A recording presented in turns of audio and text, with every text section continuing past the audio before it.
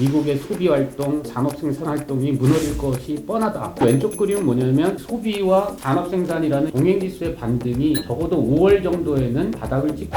안녕하세요. 조익재 하이투자증권 전문위원 모시고 말씀 나눠보겠습니다. 안녕하십니까? 예, 안녕하세요. 코로나 사태가 조금 진정되는 양상입니다. 그렇죠? 증시가 계단식 회복 국면에 진입한 겁니까? 아시다시피 이제 코로나 감염자 수가 중국, 그 다음에 이제 유럽, 또 미국, 또 지금은 일본 이런 식으로 전 세계가 한꺼번에 발발하지 않고 순차적으로 발발했는데 각국마다 코로나 감염자 수가 조금씩 이제 줄어들고 있기 때문에 주식시장이 그만큼 그것 때문에 발생했던 이제 충격이 좀 감소하고 말씀하신 대로 좀 계단식으로는 좀 상승할 수 있는, 회복할 수 있는 그런 국면에 진입했다고 봅니다. 지난주까지 주가가 굉장히 빠르게 반등했다고 봐야 될 것 같은데요. 주가는 경기를 미리 반영하는 거니까 선반영했다. 이렇게 봐야 될까요? 그것과 관련해서 주식시장의 원론적인 얘기를 조금 드린다면 우리가 이제 경기라는 게 선행이 있고 또 동행이 있고 후행지수가 있습니다. 선행은 말 그대로 먼저 가는, 동행은 또 같이 가는, 후행은 이제 나중에 가는 그런 지표인데 주식시장은 선행지표에 반응을 합니다. 근데 우리가 경기 선행지수가 뭔데? 이러면은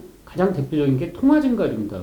여러분들도 아시다시피 FRB, 그러니까 미국의 연준을 비롯해서 모든 나라들이 엄청나게 돈을 풀었지 않습니까? 그러면 이 돈을 풀었다라는 것 때문에 이제 선행지수가 움직이는 게 뻔하니까 주식시장은 바로 이제 그 부분을 강하게 이제 쫓아왔다고 볼 수가 있죠. 근데 사실 실제 경기는 그렇게 이제 돈을 풀고 나서 소비하고 산업 생산이 진짜로 상승을 하느냐, 이제 그게 이제 동행지수인데요. 이 부분은 아직까지도 굉장히 나빠지고 있어요. 그래서 아직까지도 이제 주식시장은 좀 근심 걱정이 있는 편이고요. 또 한편으로 이제 후행지수는 뭐냐면 동행지수가 반등을 하고서도 계속 나빠지는 변수를 이제 후행지수라고 하는데 대표적으로 실업, 도산, 연체, 공실률 같은 지표도 이제 계속 나빠집니다. 그래서 주식시장은 일단 그러한 동행지수가 반등을 했냐 또 후행지수가 더 나빠졌냐 이런 것들은 전혀 생각하지 않고 일단 모든 나라의 중앙은행이 돈을 풀었으니 선행지수는 올라갈 거다라는 부분을 반영하면서 주가가 아주 급격하게 상승을 한 거죠.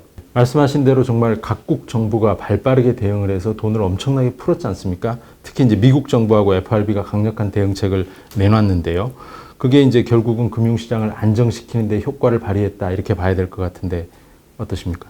방금 전에 이제 드린 말씀하고 이제 연관을 줘서 말씀을 드리면 연준은 결국 이 코로나가 미국 시장에서 이제 계속 감염자 수가 늘어나면 미국의 소비 활동 또 산업 생산 활동이 무너질 것이 뻔하다 이렇게 이제 생각을 했을 것이고 또 그것이 이제 무너지면은 엄청난 이제 실업과 도산 이런 것들이 발생할 게 너무나 이제 당연하니까 그것을 미리 내다보면서 결국 그런 것들이 발생하지 않게끔 굉장히 많은 이제 돈을 풀었고 잘 아시다시피 이제 제로 금리에 또 양적 완화에 또 하일드 뭐 CP 이런 모든 위험 자산들을 다 사들일 만큼 아주 강력한 이제 정책들을 펼쳤기 때문에 사실 이제 연준이 이 리만 사태 때 겪었던 경험이 굉장히 중요한 것 같습니다.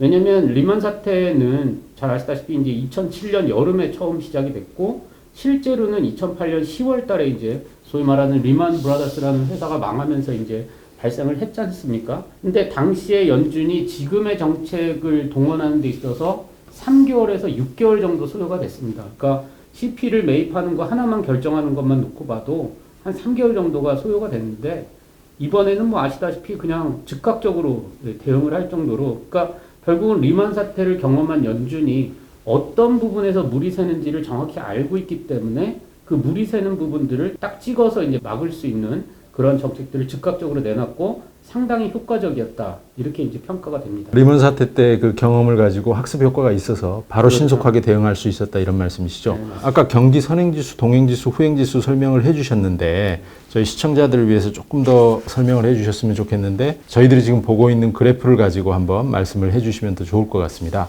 네, 사실 어떻게 보면 이제 시나리오라고 말씀드릴 수가 있는데 이 코로나 감염자 수의 진정 속도가 모든 걸 좌우한다고 볼 수가 있죠. 지금 왼쪽 그림은 뭐냐면 코로나 감염자 수가 좀 미국 시장에서 빨리 진정이 되면 아까 말씀드린 이제 소비와 산업 생산이라는 이제 동행지수의 반등이 적어도 5월 정도에는 바닥을 찍고 올라갈 것이고 만약에 그러한 소비 활동 또 생산 활동이 바로 살아난다면 아까 우리가 두려워했던 기업들의 도산과 사람들의 실업 이런 것들도 한 6월을 정점으로 해서 바로 내려갈 수가 있어요. 이렇게 되면 이제 지금까지 미국 주가가 좀 많이 올랐지만 앞으로도 큰 조정 없이 꾸준하게 이렇게 오르는 그러한 주식시장이 될 것이다 라고 볼 수가 있고요. 근데 반대로 이게 코로나 감염자 수가 좀 진정이 안 돼서 이 미국 내에서 현재 주요 지역들이 락다운 상태지 않습니까? 근데 락다운 상태라는 건 결국 뭐냐면 소비활동과 생산활동을 멈추라는 얘기지 않습니까? 그래서 이 기간이 길어지게 되면은 미국의 소비와 생산이 바닥을 치는 시점이 5월이 아니고 6월이 될 수도 있고 또 그 이후로 늦어질 수도 있거든요. 근데 그렇게 되면은 기업들은 사실 한두 달 장사 안 했다고 망하지 않아요. 근데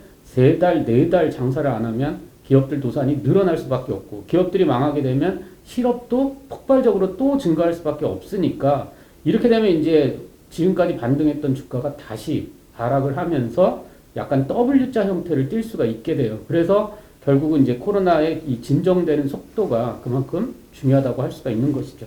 왼쪽 그래프하고 오른쪽 그래프 중에서 현 시점에서 위원님께서 보실 때 어느 쪽에 조금 더 무게중심을 두고 지금은 계십니까? 왼쪽 그래프 쪽이 더 가능성도 높고 또 미국뿐만이 아니라 우리가 얼마 전까지만 해도 가장 우려됐던 이탈리아라든지 또 우리나라처럼 이제 아시아 국가라든지 대체적으로는 코로나 감염자 수가 100명을 넘어서고 나서는 한 2달 정도 안에는 어느 정도 좀 진정되는 게 각국들에서 나타났으니까 미국도 아마 왼쪽 케이스를 따르지 않을까 이렇게 좀 보고 있습니다. 말씀하신 대로 이제 미국 상황이 전 세계 글로벌 투자자들한테 굉장히 중요한데요.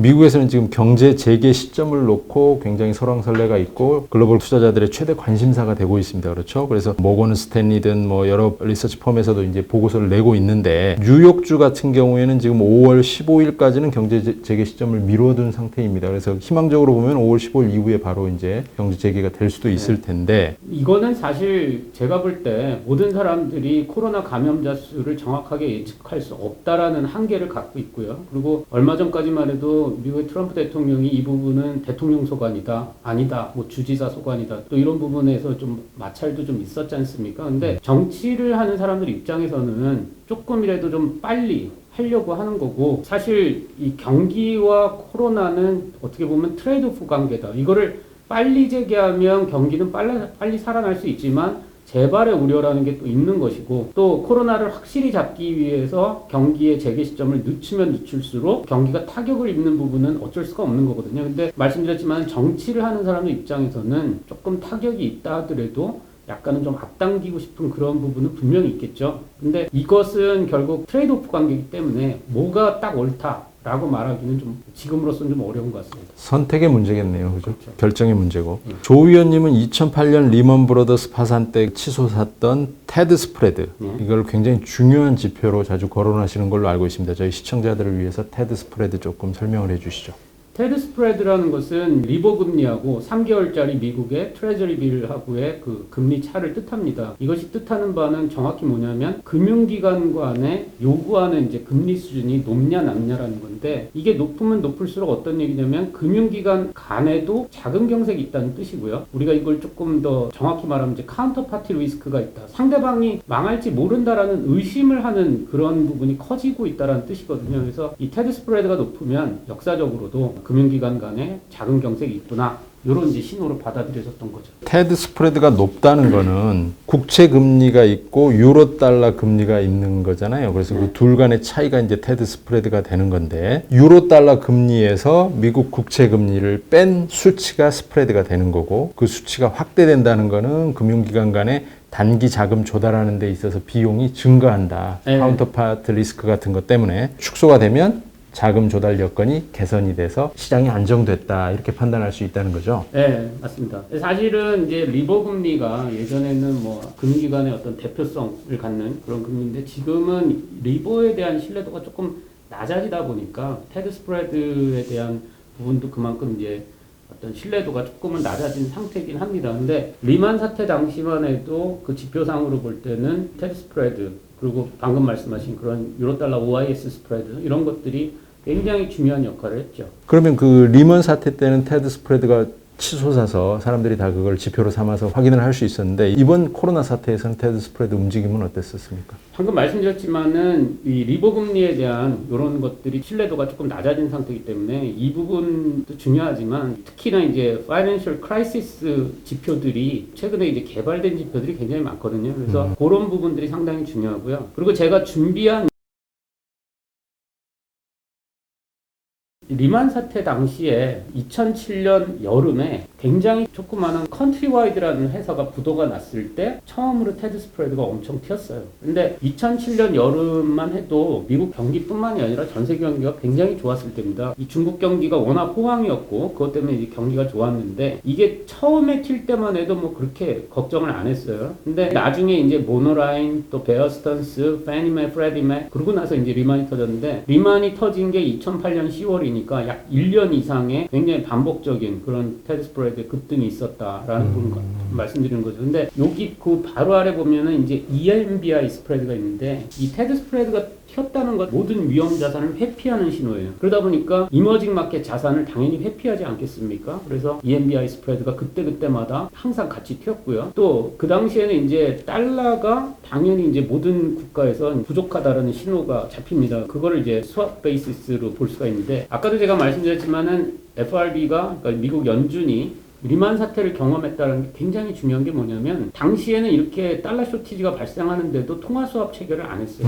리만이 터지고 나서 통화 수합을 체결을 했는데 이번엔 어땠습니까? 바로 시작하자마자 그냥 주요 국가들하고 전부 다 통화 수합을 체결을 했잖아요. 그만큼 FRB의 그 당시의 경험 이 부분이 그만큼 중요했다는 겁니다. 근데 이렇게 통화 수합이 체결이 되지 않았으니까 그 오른쪽 그림을 보시면 우리나라 시장에서는 테드 스프레드가 튈 때마다 아주 강한 트리플 약세가 발생을 했어요. 트리플 약세는 뭐냐면 환율과 주식과 채권 이 3대 금융시장이 동시에 약세를 보이는 그러한 상황을 뜻하는데요. 매니에 보시다시피 원달러가 항상 급락을 했고요. 그리고 이제 바로 아래 있는 주가도 테드 스프레드가 튈 때마다 또 급락을 했고 또 채권 시장 이 금리가 상승을 했다는 얘기는 채권 가격이 약세를 보였다는 뜻이잖아요. 네. 그래서 주가와 환율과 금리가 항상 동시에 약세를 보이는 아주 불안정한 시장 상태를 보였다는 겁니다.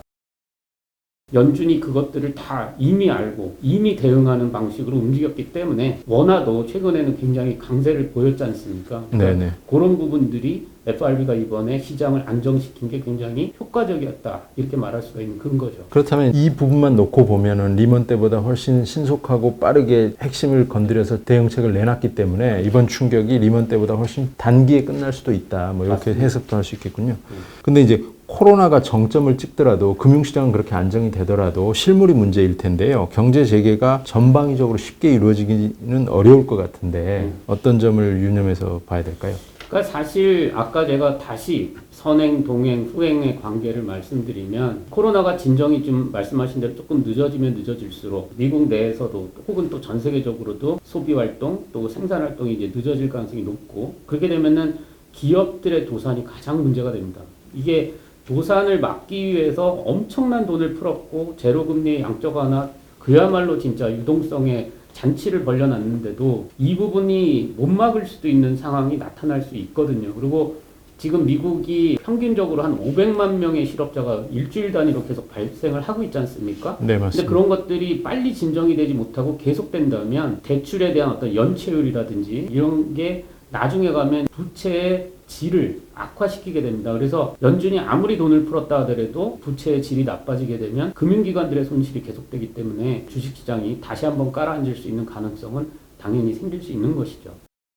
지표들이 어떨 거냐 하는 거를 우리가 주목해야 될 게 바로 5월, 6월의 상황이라고 정리를 할 수가 있습니다. 그래서 오늘 들려주신 말씀을 좀 요약을 해보면 금융은 미국 정부하고 FRB 등이 이제 발빠르게 대응을 해서 쉽게 안정을 취했는데 문제는 이제 실물 경제에서 어떻게 그 효과가 나타날 건지 그 여지는 5월, 6월까지도 좀 지켜보면서 판단을 해야 된다. 이런 말씀이지만 그 두 가지를 종합해서 이제 시장 상황, 증시 방향만 놓고 본다면 아까 왼쪽 그래프, 오른쪽 그래프에서처럼 빠르게 반등 내지는 회복할 수 있는 쪽. 반등 속도가 워낙 빨랐기 때문에 네. 사람들이 이제 조금 반등보다는 조금 더 내려갈 수 있는 시간이 된 거 아닌가 이런 의심들이 많아요. 근데 저도 그 부분에 대해서는 당연히 의심을 하고 있고 근데 이게 W자를 간다 하더라도 오른쪽이 높은 W냐 아니면 또 지난번 저점만큼 내려가는 W냐 이렇게 볼 때는 지난번 저점까지는 내려갈 가능성이 적다.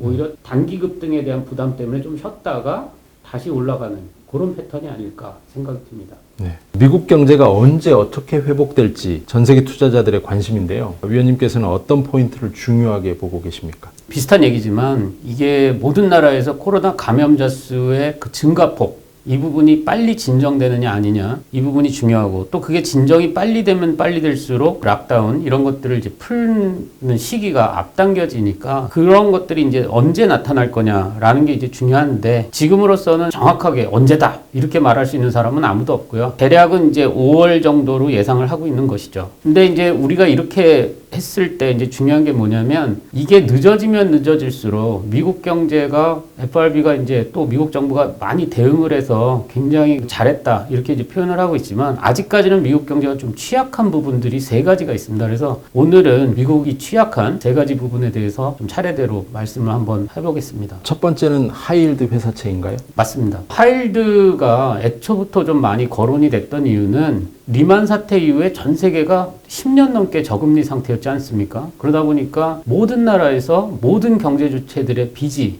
소위 말하는 부채가 늘어났는데 특히 미국 같은 경우에는 기업들의 부채가 미국 역사상 최고치입니다. 그래서 기업들의 많은 부채가 과연 부실화되지 않을까 하는 이제 우려가 많았고 그래서 이제 하이힐드 시장에 대한 염려가 굉장히 컸던 거죠. 그리고 리만 사태 때 그 어마어마한 난리가 났던 게 모기지 채권을 베이스로 한 파생 상품들이 문제였지 않습니까? 근데 이번에도 이 하이힐드를 기반으로 하는 이 CLO라는 이제 파생 상품이 있는 상황이에요. 그래서 이런 것들이 부실화되면 이제 리만 사태와 같은 규모가 큰 금융위기가 오지 않을까 이런 두려움이 있었죠. 근데 시장에서는 좀 생각보다 이 부분을 그렇게까지 우려하지 않았던 이유는 뭐냐면 하이힐드 채권에서 이제 만기가 도래하는 게 특히 올해 도래하는 게 30억 달러가 안 됩니다. 그래서 이거 좀 뭐 생각보단 그렇게 대단한 문제는 아니지 않을까 이렇게 좀 생각을 했는데 타락천사라는 문제가 좀 있었어요. 정확히 말씀드리면 뭐냐면 채권은 크게 보면은 투자 등급이 있고 그 다음에 이제 투기 등급 하이힐드가 있는데요. 근데 투자 등급의 맨 아래 등급이 트리플 B 등급입니다. B가 이제 3개라고 해서 트리플 B라고 하는데요. 거기서 이제 한 단계 더 강등이 되면 바로 이제 특이 등급이 되는 거죠. 근데 이게 왜 걱정거리가 많았냐면 연준이 처음부터 투자 등급 회사채는 사주겠다라고 선언을 했습니다. 근데 이제 하이힐드는 산다라는 얘기를 안 했어요. 근데 트리플 B에 있는 채권은 사줄 수가 있는데 얘가 만약에 등급이 강등되면 연준도 이제 손을 쓸 수가 없는 채권이 돼버리지 않습니까? 그래서 걱정이 많았는데 이게 재밌는 거는 미국의 투자 등급의 전체 채권에서 트리플 B가 차지하는 게 무려 절반이 넘습니다. 그래서 그 규모가 너무나 크니까 여기서 자꾸 강등된 또 채권들이 많이 나오니까 이 시장이 걱정이 많았던 건데 폴른 엔젤까지도 연준이 사주겠다라고 선언을 했기 때문에 이제는 이제 이조차도 걱정이 많이 덜어진 그런 셈입니다. 그럼 기업어음 CP 상황은 어떻습니까? CP도 굉장히 심각했습니다. 이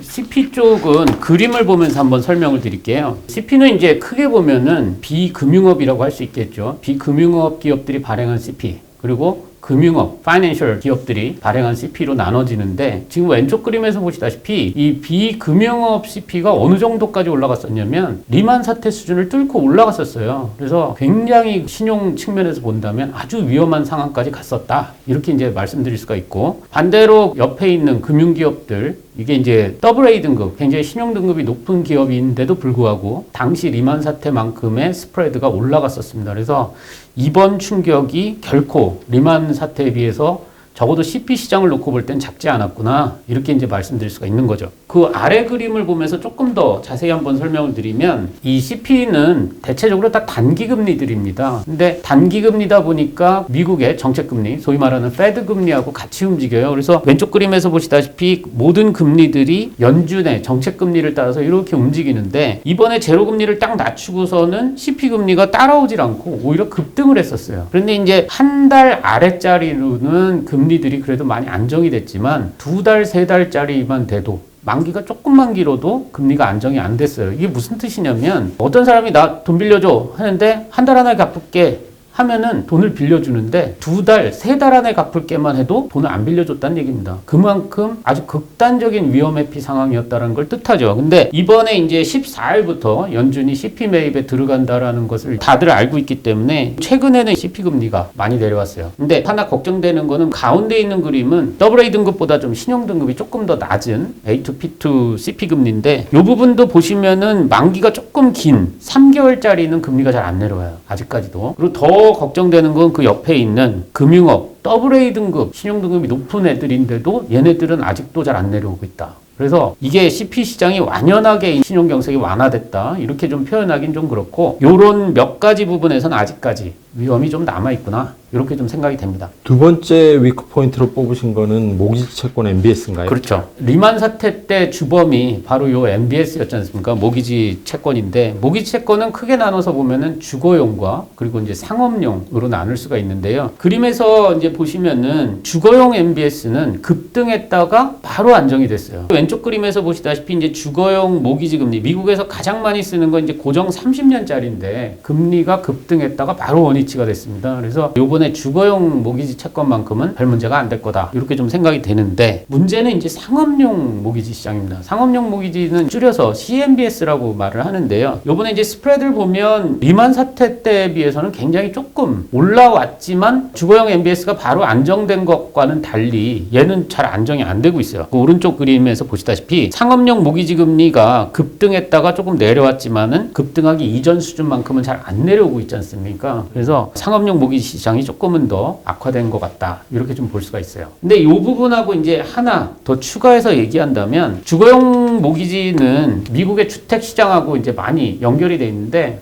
미국 주택 시장이 지난 2월 기준까지만 해도 주택 매매라든지 또 주택 가격이라든지 이런 부분에 있어서 큰 문제는 없었습니다. 그리고 무엇보다도 중요한 것은 과거에 비해서 미국 가계부채 비율이 과거에 비해서 좀 낮은 편이에요. 그래서 전혀 이 부분은 그렇게까지는 걱정될 게 없는데 저희가 왜 상업용 CMBS를 걱정하냐면 다 아시다시피 이번 코로나 충격 때문에 기업들이 도산을 많이 하지 않습니까? 또 망하지 않았더라도 기업들의 이익이 굉장히 나빠지지 않습니까? 그렇기 때문에 기업들이 나빠지면은 당연히 공실이 생깁니다. 그렇게 되니까 부동산을 운용하는 사람들, 부동산 운용 수익률도 굉장히 나빠질 수가 있어요. 그래서 이러한 모든 것들을 한꺼번에 보여주는 게 뭐냐 그러면은 위워크라는 미국의 스타트업이죠. 이 위워크라는 회사가 최근에 어려움을 겪고 있습니다. 그래서 소프트뱅크에서도 추가 지원을 안 하겠다를 선언한 이후에 채권의 가격 이런 부분들도 좀 많이 빠졌거든요. 그래서 그런 부분들도 좀 걱정이 되고 그다음에 또 한 측면에서 말씀드릴 수 있는 거는 아까 제가 컨트리와이드라는 미국의 작은 모기지 업체가 2007년도 여름에 부도가 나면서 그것이 결국은 1년 후에 리만 사태까지 연결이 됐다. 이렇게 말씀드렸는데 지금도 미국의 상업용 MBS를 주로 하는 금융기관들의 주가를 살펴보면 보시는 것처럼 리만 사태 때 수준만큼 주가가 다 떨어졌어요. 우리가 미국의 이제 벤치마크가 S&P 500 혹은 나스닥 이런 지수들을 하는데 이게 주가가 좀 최근에 많이 빠졌다고 하더라도 리만 사태 때하고 비교하면 주가가 아직도 굉장히 높은 위치에 있지 않습니까? 근데 이 상업용 모기지 업체들 주가만큼은 이미 리만 사태 주가로 다 떨어진 상태라는 겁니다. 주가가 떨어졌다는 건 결국 뜻하는 게 뭘까요? 이 기업의 경영 상황, 또 손익 상황 이런 것들이 굉장히 나쁘다라는 걸 뜻하거든요. 그래서 우리가 이런 회사들이 과연 어떻게 될 거냐 하는 부분을 쉽게 예측할 수는 없어요. 하지만 이런 것들을 계속 관찰하면서 미국의 실제 상황이 어떤지에 대해서는 계속 좀 참고를 하면서 투자를 할 필요가 있다. 이렇게 좀 생각이 듭니다. 굉장히 유용한 경제 지표들인 것 같습니다. 그래서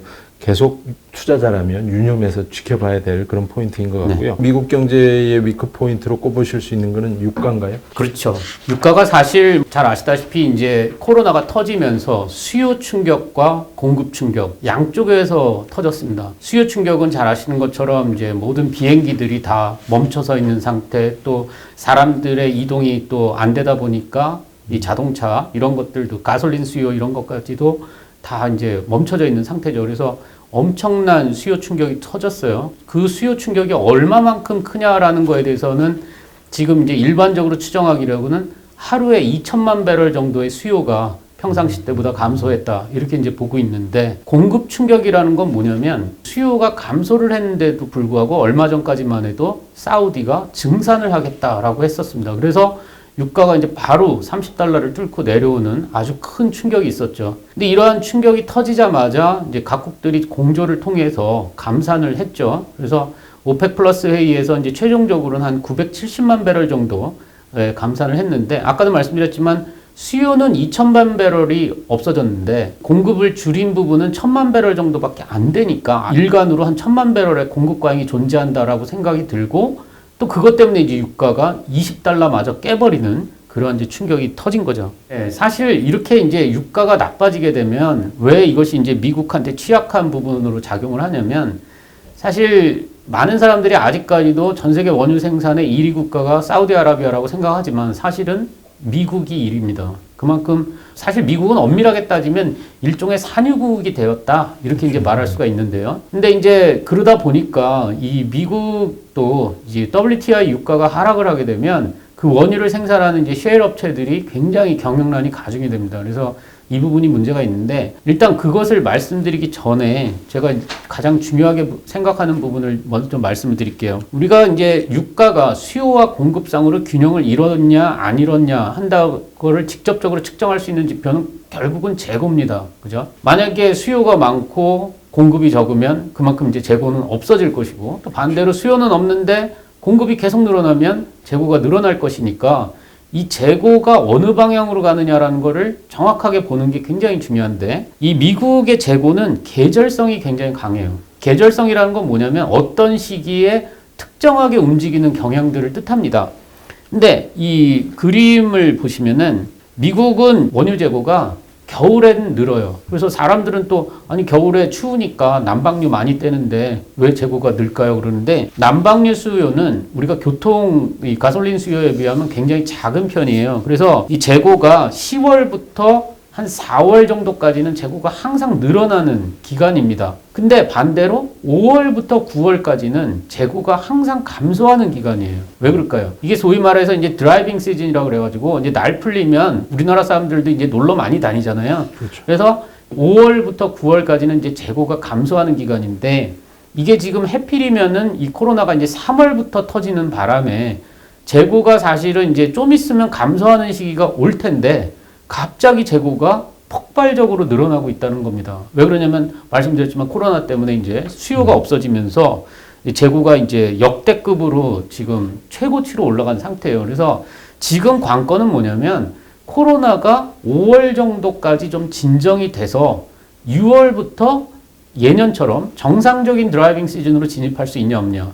만약에 된다 그러면은 지금 급증했던 재고가 바로 또 이제 진정이 되면서 유가의 가격 반등을 이끌 것이고, 근데 만약 그렇지 않다 이러면은 이 높은 재고 수준이 계속될 수밖에 없고, 그렇게 되면 지금 유가가 안 그래도 안 좋은데 계속 이렇게 낮은 유가가 될 수밖에 없겠죠. 그래서 요럴 때 이제 미국 셰일 업체들이 얼마큼 버틸 수 있느냐, 이게 이제 중요한 것 같습니다. 지금까지 지적해 주신 미국 경제 반등 여부를 판단할 수 있는 세 가지 위크 포인트. 첫 번째는 하이힐드 채권 기업업, 그리고 두 번째는 모기지 채권 MBS, 세 번째는 유가, 이렇게 세 가지를 말씀해 주셨는데, 그거를 요약해서 말하면 이렇게 이해할 수도 있을 것 같습니다. 코로나 사태 때문에 산불이 난 거죠. 산불이 났는데 FRB하고 미국 정부가 신속하게 대응을 해서 큰 불길은 잡았다.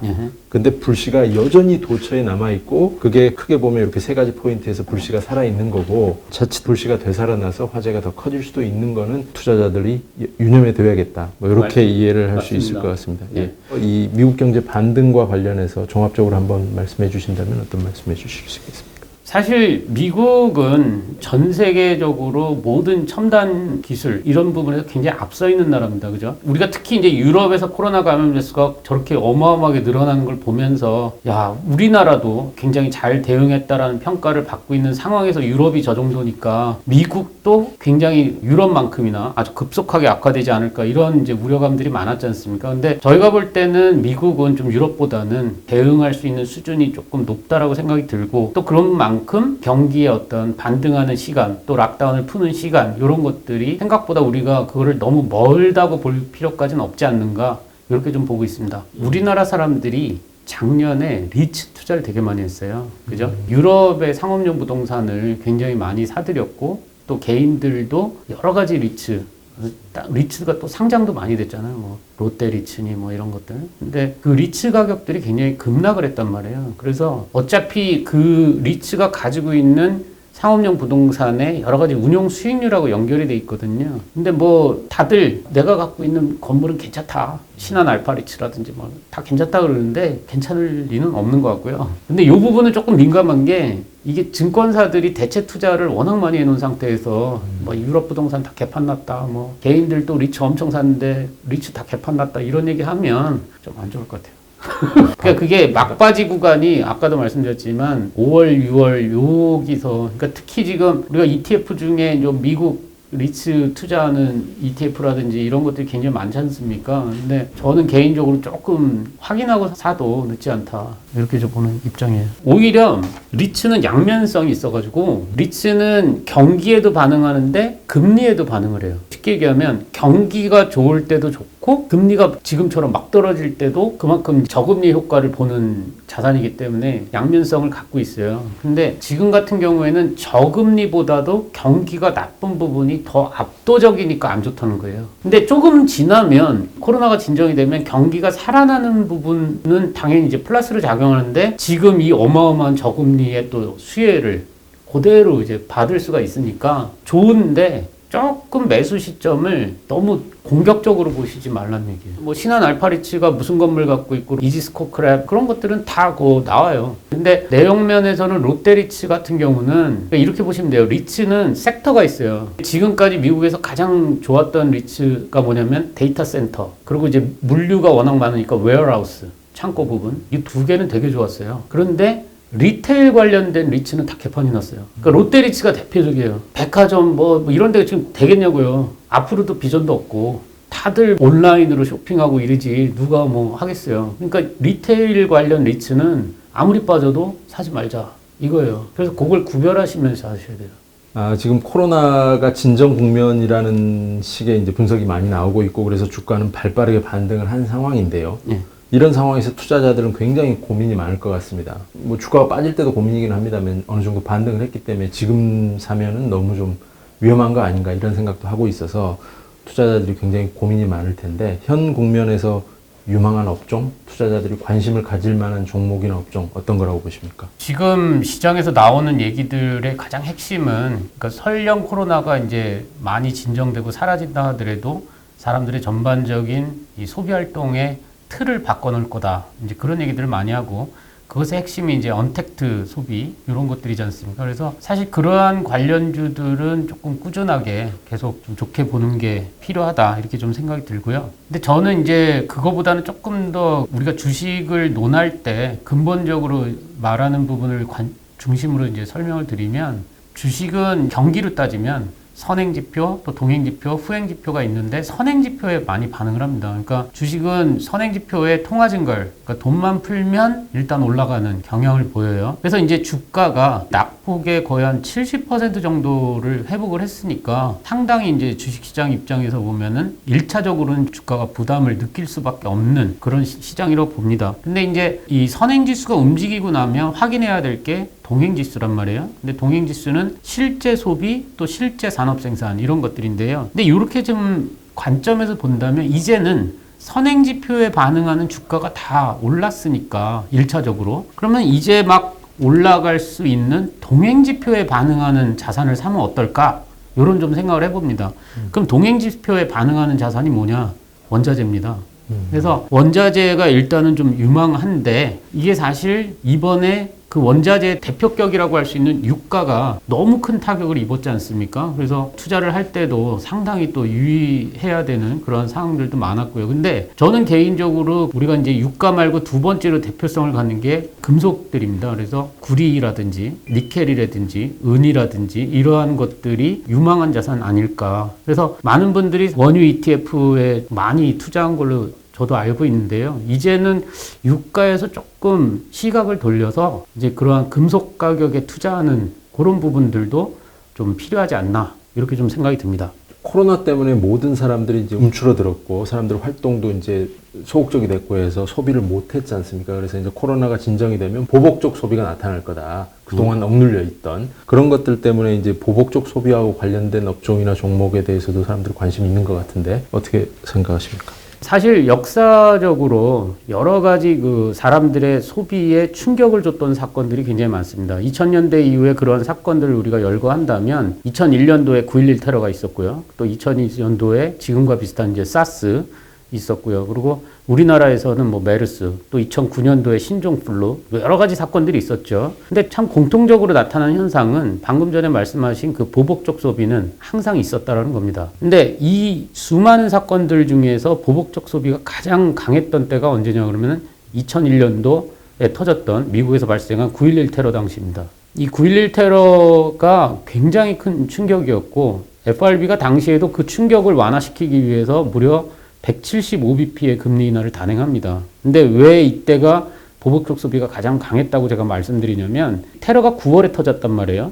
근데 10월 달에 미국의 자동차 판매가 그때 기준으로 사상 최고치의 판매고를 나타냈습니다. 그러니까 테러 터지고 바로 다음 달에 미국 역사상 가장 많은 자동차가 팔렸으니까 진짜 그야말로 역대급의 보복적 소비가 발생한 거죠. 그렇게 차가 많이 팔리니까 팔린 만큼 재고가 싹 다 없어졌단 말이에요. 이러니까 물건은 많이 팔리는데 재고가 없으면 어떤 게 발생할까요? 신규 주문이 폭발하면서 미국의 자동차 생산이 그대로 수직으로 올라가는 굉장히 강한 모양새를 보였습니다. 그리고 그 당시에 그러한 역대급 보복적 소비가 당연히 산업 활동을 이제 끌어올렸는데 미국의 대표적인 지표라고 할 수 있는 ISM 이 제조업 지수가 10월에 바닥을 쳤고요. 미국의 산업 생산 증가율이 11월에 바닥을 쳤습니다. 그래서 소비가 결국은 전반적인 산업 활동을 2달 정도 경과 후에 다 끌어올렸구나. 이렇게 말할 수가 있죠. 근데 당시에 그러면 지금처럼 유가가 언제쯤 반등했냐는 게 굉장히 궁금할 것 같습니다. 유가는 이듬해, 그러니까 2002년도 1월 달에 바닥을 치고 올라갔어요. 다시 말해서 테러가 터지고 나서 4개월 후에 바닥을 쳤다. 이렇게 보시면 됩니다. 그래서 지금도 많은 사람들이 이렇게 많이 내려간 유가가 언제쯤 바닥을 칠 거냐. 또 그것을 바닥을 치게 하려면 그만큼의 보복적 소비가 있어야 되는데 이런 것들에 대한 이제 궁금증이 많을 거 아니겠습니까? 근데 제가 그래서 이제 9.11 테러 당시를 말씀드리면 대략 4개월 정도 소요가 되더라. 이렇게 좀 결론을 내릴 수 있는 거고요. 그 다음에 당시에 제가 아까 말씀드렸던 그 금속 가격들은 11월에 바닥을 쳤어요. 그러니까 2달 만에 바닥을 치고 서서히 올라갔다. 이렇게 말씀드릴 수가 있겠고, 그 다음에 하나 또 참고로 말씀드리고 싶은 건 뭐냐면 당시의 금 가격입니다. 이 금 가격이 최근에도 굉장히 강세를 보였지 않습니까? 근데 9.11 테러 이후에 금 가격을 보면 그 이듬해 2002년까지도 계속해서 상승을 했습니다. 그래서 사람들이 그런 불안 심리가 있고 또 돈이 많이 풀려서 상대적으로는 굉장히 저금리 상태였기 때문에 그러한 부분들이 금값을 꾸준하게 끌어올리는 역할을 했다. 이런 부분들도 참고를 하시면 굉장히 유용할 것 같습니다. 의원님 마지막 질문으로 동학개미 운동이 이제 굉장히 유행하고 있지 않습니까? 그래서 우리 국내 증시를 떠받치고 있는 개미 투자자들의 그 매수세가 있는데 그 매수세의 상당 부분은 또 삼성전자에 집중이 돼 있고요.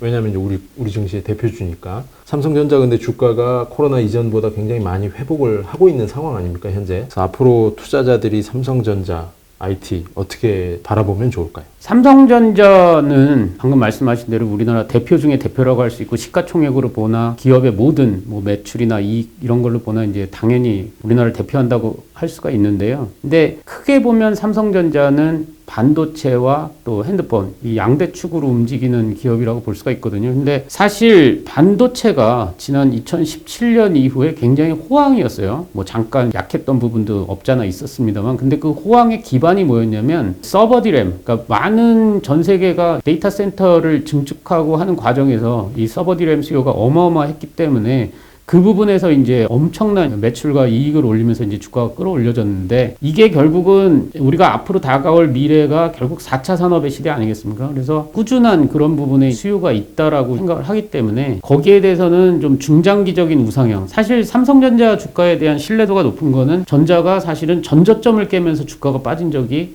지난 한 30년을 놓고 봐도 별로 없거든요. 그래서 그런 부분들에 대한 신뢰가 있는 거다 이렇게 좀 생각이 들고요. 그다음에 지금 외국인들이 우리나라 주식에 대해서 굉장히 오랫동안 그리고 또 아주 그 규모 면에서 굉장히 크게 이제 계속 매도가 나가고 있는데 이것은 삼성전자를 비롯한 기업들 수익성에 대한 불안감이 일단은 기저에 깔려 있고요. 그리고 우리나라 환율 원화가 계속 최근엔 좀 강세를 보였습니다만 원화가 계속 약세였다라는 부분도 많이 작용을 했어요. 그래서 결국 길게 놓고 보면 삼성전자 주가는 좀 실망시키는 입장은 아닐 거다. 이렇게 좀 결론 내릴 수가 있는데 사실 과거 이 개인 투자자들의 핵심이 코스닥 아니었습니까? 그죠? 근데 코스닥은 그만큼 하이 리스크 하이 리턴입니다. 그러니까 변동성 워낙 심한데 또 수익률이 좋을 땐 굉장히 좋았다가 또 나쁠 땐 또 굉장히 나쁘고 사실 이런 거는 이제 장기 투자 관점에서 좀 적합하지 않거든요. 그래서 장기 투자 관점에서는 아무래도 이제 삼성전자 같은 우량주들이 당연히 좋다. 이렇게 요약할 수가 있습니다. 네, 지금까지 조익재 하이투자증권 전문위원님 모시고 말씀 나눴습니다. 감사합니다. 예.